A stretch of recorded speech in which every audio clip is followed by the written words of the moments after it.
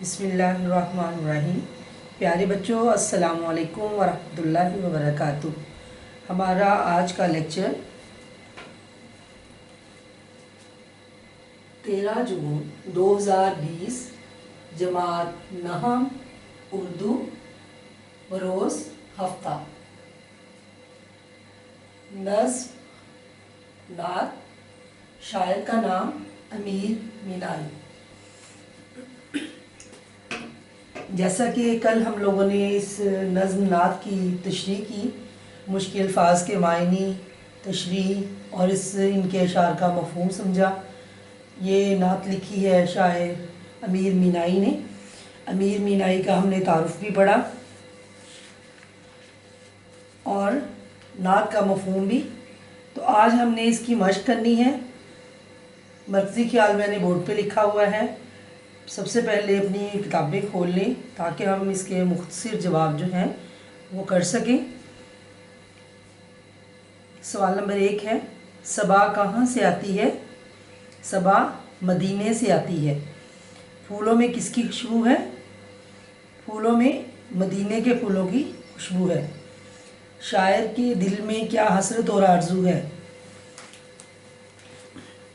शायर के दिल में हुज़ूर सल्लल्लाहु अलैहि वसल्लम के दर पर जीने की और मरने की आरज़ू है। सवाल नंबर 4, शायर अपनी हुर्मत व आबरू किस बात में ख्याल करता है? जवाब, शायर अपनी हुर्मत व आबरू हुज़ूर सल्लल्लाहु अलैहि वसल्लम की राह में मरकर कहता है कि इसी में मेरी इज़्ज़त व आबरू है कि हुज़ूर सल्लल्लाहु अलैहि वसल्लम के दर पर जीऊँ और वहीं पे मर जाऊँ। सवाल नंबर 5 है, तोती व बुलबुल किसका जिक्र करते हैं? तोती व बुलबुल हुज़ूर सल्लल्लाहु अलैहि वसल्लम का जिक्र करते हैं। सवाल नंबर 2 है, इस नात में रदीफ़ क्या है? रदीफ़, जैसा कि मैंने आपको पहले भी बताया कि जो शेर के आखिर में एक जैसे लफ्ज़ दोहराए जाते हैं तो उनको रदीफ़ कहा जाता है, और जो उससे पहले हम आवाज़ लफ्ज़ होते हैं तो वो जो होते हैं वो काफ़िया होते हैं। अब इस नात में रदीफ़ क्या है? हर शेर के आखिर में है जो बार बार आ रहा है वो रदीफ़ है। सवाल नंबर 3, इस नात के काफ़िए अपनी कापी में लिखें। तो काफ़िए जैसा कि हम आवाज़ लफ्ज़ होते हैं, मैंने आपको बताया, अपनी किताब पे देखें। तू, बू, गुफ्तगू, आरज़ू, चारसू, आबरू, ये जो है काफ़िए हैं। सवाल नंबर 4 है, नात का मरकज़ी ख्याल तहरीर करें।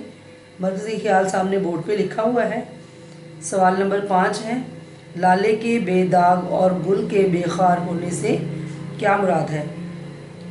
इससे मुराद ये है कि जो लाला का फूल होता है बहुत खूबसूरत होता है, लेकिन उसमें भी दाग होता है, और गुलाब का फूल जो अपनी खूबसूरती में अपनी मिसाल आप है, उसमें भी कांटे होते हैं, लेकिन हुज़ूर सल्लल्लाहु अलैहि वसल्लम की ज़ात एक ऐसा फूल है जो दाग और कांटों से पाक है। ठीक है।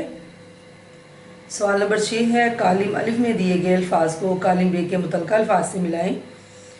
सबा, बू, तोती, बुलबुल, तज़किरा, गुफ्तगू, जीऊँ, मरूँ, हसरत, आबरू, यकसू, चारसू, हुर्मत, आरज़ू, ज़हूर, नूर, मकाम, लामकाम।